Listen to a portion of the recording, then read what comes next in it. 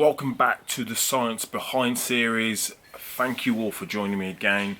We are going to be looking at the science of warming up and stretching and how that is vitally important to regular Joes like me, but also to the athletes and the science behind that as well. So why is it important that people need to stretch and warm up before they actually perform exercise? As always, like, comment, share and subscribe. Hit that notification bell to alert you as to when I'm getting out new content ready for you guys. It's every day at the moment because we are in lockdown, so I've got plenty to say. Let's get this done.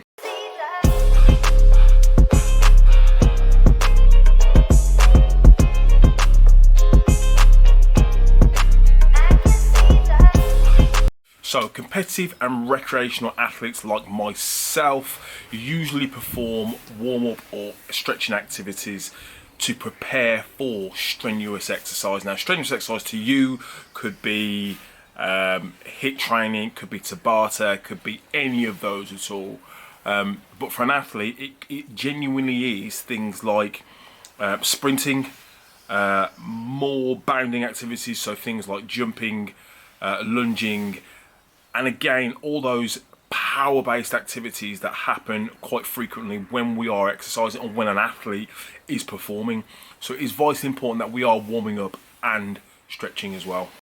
These preliminary exercises are there to prevent, most importantly, to prevent injury. Now, you think you could get onto a football pitch, not warm up properly, run 5 meters and tear a hamstring. These exercises, obviously warming up prior, is massively important to what you are hoping to achieve. So you don't just put an oven on at 140 and put your chicken in and then hope that in 2 hours it's going to be done. Usually most ovens need to be preheated first. So most ovens preheated first, and your body is just like that oven. You need to preheat your body before you do the exercise you need to. That's where the warming up part comes in. Warm up exercises are primarily used to increase your body temperature, and they are split into 3 different categories. The best of these appears to be our sport-specific warm-up. Now, these are geared towards the activity that you are choosing to do. Now, in a gym setting, this is a little bit different. So, for example, you would pick up a much lesser weight to work out your shoulder joint to warm that up. It's sport-specific because you're going to do a chest press with both arms. So you're warming up with the weight first. What we'll also say is that the activity itself needs to be individualised towards that athlete or performer. Now, my ability, for example, I know that I can't do jump lunges anymore because I struggle because of my knee. So that would come out of my sport-specific warm-up, and I would find something else to replace that. For example, it could be split squats, because split squats offer less strain on my knee than something as powerful and impactful as a jump lunge, still targeting my quads to warm them up, but less force on my left knee, which means that I am more capable of focusing on those quad muscles as a warm-up, and it is sport specific. Say if I was going to be doing basketball, yes, I'm going to be jumping, yes, I can perform a jump shot, yes, I can do jump squats, for example, but a jump lunge would apply more pressure when I can balance that out over both legs doing a jump squat rather than a jump lunge.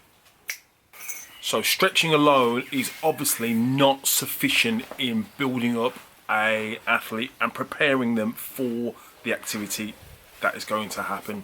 It needs to be sport specific. The majority of the benefits of a warm-up are related to temperature dependent physiological processes.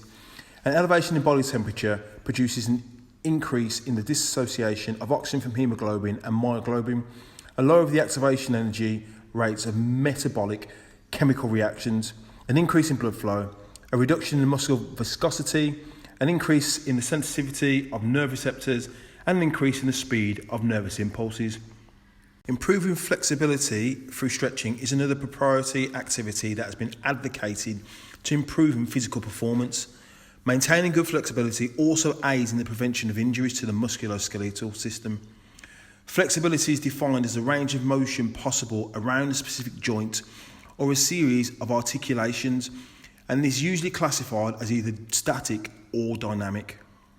So the whole purpose of a warm-up is to increase blood flow, increase temperature both to our core and to our periphery, improve muscle tendon suppleness, and increase our own happiness that we are ready and prepared for the activity itself. So it's not just a physical thing, okay? It's also a psychological thing as well.